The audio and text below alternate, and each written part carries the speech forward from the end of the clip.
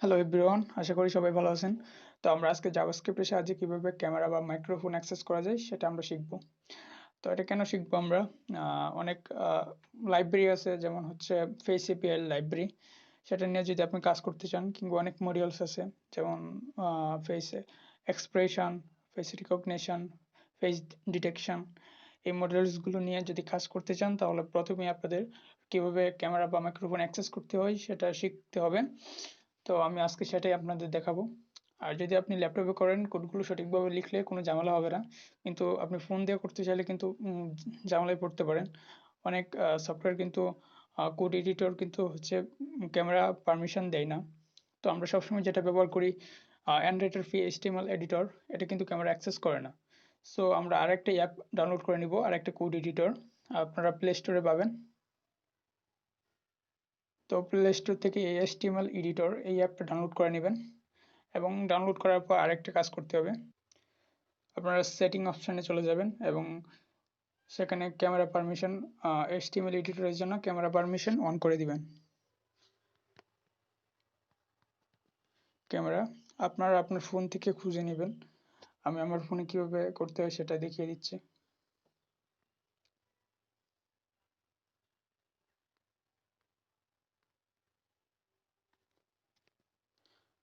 তো এখানে এই পারমিশনটা অন করে দিবেন অফ থাকলে। দেন আমরা এবার কোড এডিটিংয়ে চলে আসবো। ওকে, এবার আমাদের কোডিং করতে হবে। তো আমি প্রথমেই HTML এর জন্য একটা ভিডিও ট্যাগ নিয়ে নিয়েছি, এবং একটা স্ক্রিপ্ট ট্যাগ নিয়ে নিয়েছি জাভাস্ক্রিপ্টের জন্য, এবং ভিডিও ট্যাগের মধ্যে একটা আইডি সেট করেছি ভিডিও। সো আমরা প্রথমে একটা জাভাস্ক্রিপ্টের জন্য প্রথমে একটা ভেরিয়েবল নিয়ে নিব ভিডিও নামে। আপনারা যা খুশি দিতে পারেন, সেটা প্রবলেম না। তো আমরা ভিডিও ট্যাগটা নিয়ে নিব ভিডিও ভেরিয়েবলের মধ্যে। সো আমরা দিব document dot get element by ID. Then হচ্ছে আমাদের আইডি নামটা দিয়ে দিতে হবে ভিডিও। ওকে, এবার আমাদের ট্যাগ ব্যবহার করতে হবে navigator.getusermedia। navigator.getusermedia। ওকে, navigator.getusermedia ক্যামেরা বা মাইক্রোফোন অ্যাক্সেসের জন্য মূলত ব্যবহার করা হয়। তো এটা একটু কমপ্লেক্স টাইপ ট্যাগ, এর মধ্যে তিনটা পার্টের তিনটা অংশ আমি এক্সপ্লেন করে দিচ্ছি। তো তিনটা অংশের প্রথম অংশটা হচ্ছে কন্টেন্টস। কন্টেন্টস অংশটা আমরা সাধারণত কি কি অ্যাক্সেস করব, ক্যামেরা নাকি মাইক্রোফোন, সেটার জন্য পারমিশনের জন্য সেটা কন্টেন্টস। এবং পরেরটা হচ্ছে সাকসেস অংশ, যদি ক্যামেরা অ্যাক্সেস করে তারপর কি কাজ করবে। দেন হচ্ছে ইরর অংশ বা ইরর ফাংশনের অংশ, সেটা হচ্ছে যদি কোনো ইরর থাকে তাহলে সেটা কনসোলে শো করবে। তো এই তিনটা অংশ আমাদের লিখতে হবে। তো আমরা এখানে তিনটা অংশ লিখবো। প্রথম অংশটা হচ্ছে আমাদের পারমিশন বা কি কি অ্যাক্সেস করব সেটা বলে দিতে হবে। সো আমরা যেহেতু ক্যামেরা অ্যাক্সেস করব, সেজন্য আমাদের ভিডিও দিতে হবে ট্রু। তো আপনারা যদি মাইক্রোফোনও অ্যাক্সেস করতে চান, তাহলে সাথে সাথে অডিও ট্রু লিখে দিবেন। দেন হচ্ছে আমাদের দ্বিতীয় অংশ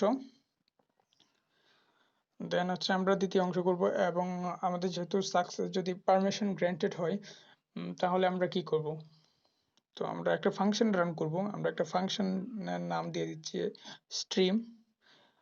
এটা যা খুশি দিতে পারেন আপনারা, এটা সমস্যা নেই, ফাংশন একটা নাম দিলেই হয়। তো স্ট্রিম একটা ফাংশন নিয়ে নিলাম, এরো ফাংশনের মতো। আপনারা চাইলে লিখেও ব্যবহার করতে পারেন, ফার্স্ট ব্র্যাকেটে স্ট্রিম দিয়ে এভাবে লিখতে পারেন। তো আমি এভাবে দিচ্ছি শর্ট করার জন্য, স্ট্রিম অ্যান্ড হচ্ছে আমাদের video dot source object, video dot source object. So এটা মানে হচ্ছে আমরা ক্যামেরা থেকে যে আউটপুট পাবো, সেটা হচ্ছে আমরা এই ভিডিও ট্যাগের মধ্যে শো করব। সেজন্য আমরা video dot source object equal function name. তো এটা দিলে আমাদের ক্যামেরা থেকে যা আউটপুট আসবে সেটা আমরা এই ভিডিও ট্যাগে শো করতে পারবো। দেন হচ্ছে আমাদের ইরর বা লাস্ট অংশ, সেজন্য আমরা আরেকটা ফাংশন নিয়ে নিচ্ছি সো আমি একটা ফাংশনের নাম দিয়ে দিচ্ছি ইরর, আগের মতো আবার একটা এরর ফাংশন নিয়ে নিচ্ছি, এবং কোনো ইরর যদি থাকে তো আমরা সেটা কনসোলে শো করব। সেজন্য আমাদের ইরর কনসোল নিতে হবে, এন্ড হচ্ছে আমাদের ফাংশন নেম। ওকে, এবার যদি আমরা রান করি তাহলে কিন্তু এটা শো করবে না, আমাদের ক্যামেরা শো করবে না। সেজন্য আমাদের আরেকটা ট্যাগ ব্যবহার করতে হবে এখানে, ও টু প্লে। ওকে, আমাদের কাজ মোটামুটি শেষ। এখন যদি আমরা অ্যাক্সেস করি ক্যামেরাটা, আমরা আউটপুট যদি দেখি তো দেখতে পাচ্ছেন এই যে আমাদের ক্যামেরা কিন্তু অ্যাক্সেস করতেছে। হ্যালো, ওকে। তো আশা করি আপনাদের ভিডিওটি বুঝতে কোথাও সমস্যা হয়নি।